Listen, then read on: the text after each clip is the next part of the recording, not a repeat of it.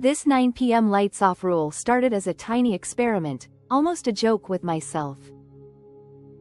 1 week. 7 nights.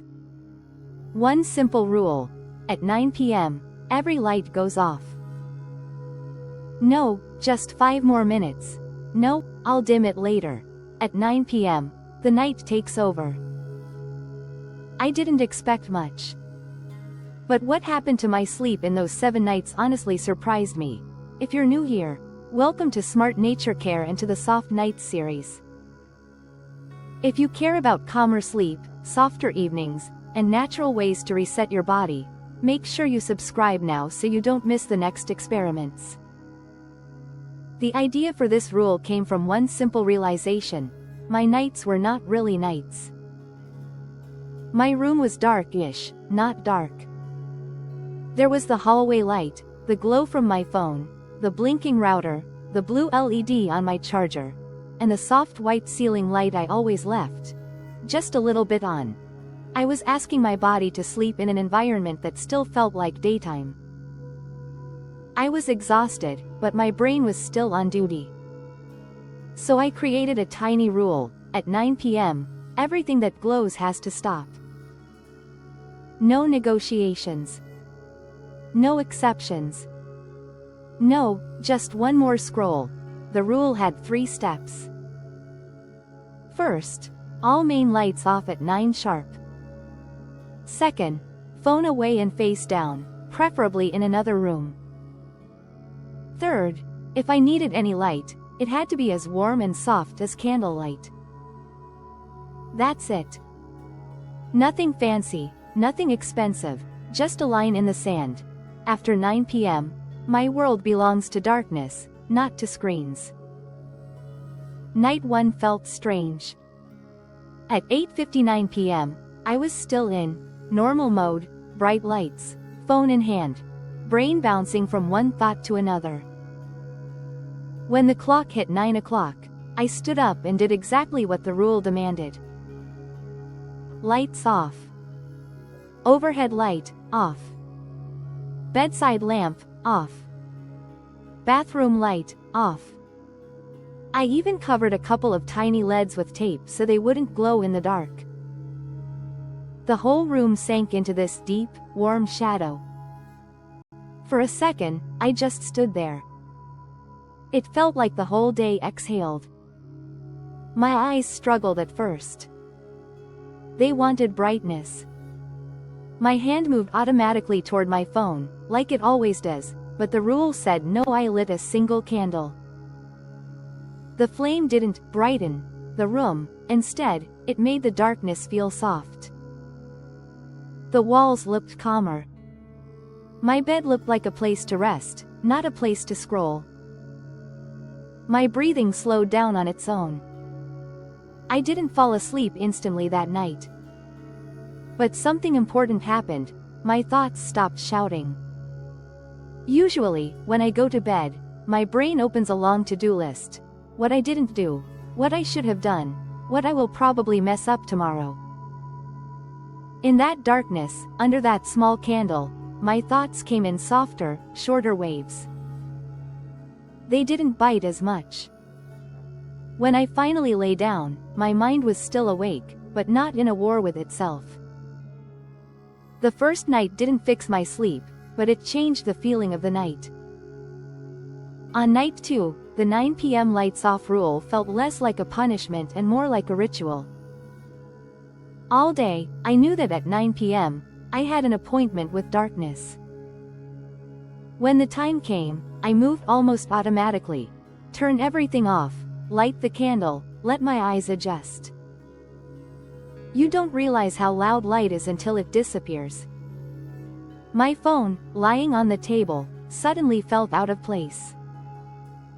I didn't want to open it and blast my eyes with hard blue light inside this soft, warm environment. For the first time, my bedroom looked like somewhere people used to sleep a long time ago, before electricity, before notifications, before endless scrolling. That night, I felt my body do something interesting. After about 20 minutes in the dim light, my eyelids got heavier. Not that panicked kind of heaviness where you're tired but wired, but a deep, steady weight. Science says this is melatonin slowly taking over once the brain believes it's really night. The 9 p.m. rule was basically sending my nervous system one clear message. You're safe, it's dark, it's okay to let go. If you've ever felt like your mind only starts racing when your head hits the pillow, and you're tired of fighting with yourself at night, take a second to subscribe. In this series, I keep testing gentle, natural rituals like this one to see what actually makes a difference. By night 3, the rhythm started kicking in. My body recognized what 9 p.m. meant. As I turned off the last light, I could feel this tiny emotional switch. Daytime worries stayed outside the door. The candle, the shadows, the quiet, they all told me the same story. You don't have to answer messages. You don't have to be on for anyone. You don't have to perform. You're allowed to just exist. That night, I fell asleep significantly faster. I didn't time it with a stopwatch, but I didn't need to. Instead of lying awake looping through stressful scenarios, my mind drifted into random, harmless thoughts, the kind that usually come right before a dream. The room was so dark that even when I opened my eyes, I couldn't see details. That forced my brain to stop scanning. There was nothing to analyze, nothing to check, nothing to monitor. Darkness took that job away. Night 4 was the night I realized how much light and anxiety are connected for me. The day had been stressful. A lot of tasks, a lot of unfinished work, a lot of mental noise. Normally, I would carry that storm straight into bed and either scroll until my eyes burned or stare at the ceiling feeling overwhelmed. But the rule doesn't care how my day went. At 9 p.m., everything still had to go off. When I flipped the last switch and the room fell into shadow, it felt like drawing a line under a long, messy paragraph. The worries didn't magically disappear, but they lost intensity. The darkness made my problems feel less urgent. Light says, do. Darkness says, not now. My heart rate, which had been racing all afternoon, finally dropped.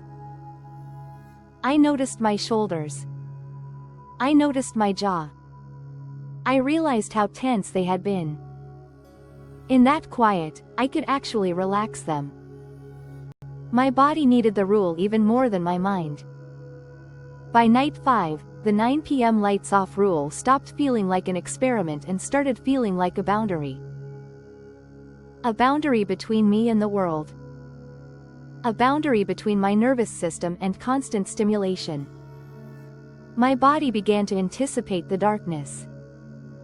Around 9 p.m., my energy naturally softened. Instead of pushing myself to stay productive late into the night, I knew the rule was coming, so I started wrapping up earlier. Without planning it, I began protecting my evenings. Sleep on night 5 felt deeper. I didn't wake up as many times. The few times I opened my eyes, the darkness was so complete and consistent that my brain didn't snap to full alertness. I simply turned, took a breath, and drifted back under. In the morning, I remembered pieces of dreams, which is usually a sign that I went through complete sleep cycles instead of staying stuck in shallow rest.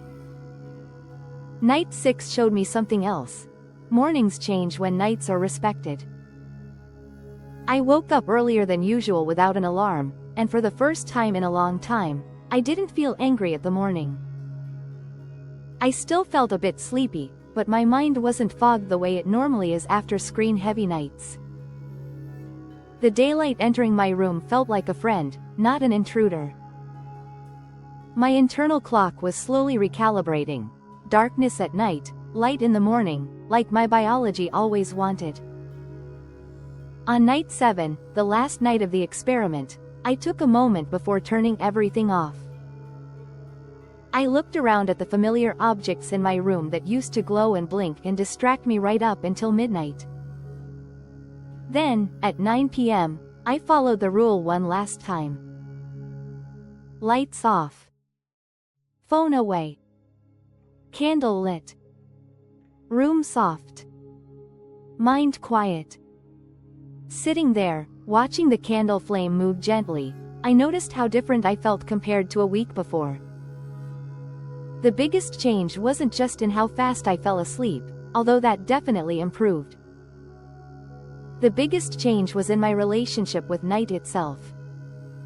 I stopped treating it as extra daytime to squeeze more tasks into. I started honoring it as this sacred, slow, healing space designed for my body and brain to reset. This 9 p.m. lights off rule doesn't fix everything, of course. It's not a magic cure or replacement for medical help if you have a serious sleep disorder. I'm simply sharing what happened to my own sleep over 7 nights of giving darkness a chance. But I can tell you this, when you stop flooding your brain with artificial light late at night, your body remembers how to do something very ancient and very beautiful. It remembers how to sleep without a fight. If this experiment speaks to you, you can try a gentle version of the rule yourself. Choose a time, maybe not 9 p.m. but whatever fits your life, and let that be the moment the night becomes truly dark. Give your eyes time to soften. Give your mind a break from glowing rectangles. You might be surprised by what happens in just a few nights. And if you want to keep exploring these soft, natural ways to reset your sleep, make sure you're subscribed. In the next episode of Soft Nights, I'm testing a different ritual, a dark shower routine to calm the nervous system before bed. No harsh bathroom lights, no bright tiles, just warmth, water, and shadow. Thank you for spending this quiet moment with me. I hope tonight, even if it's just for a little while, you let your world go dark on purpose and see what your body does with that gift. Sleep softly, breathe deeply, and I'll see you in the next episode. Crescent Moon Sparkles.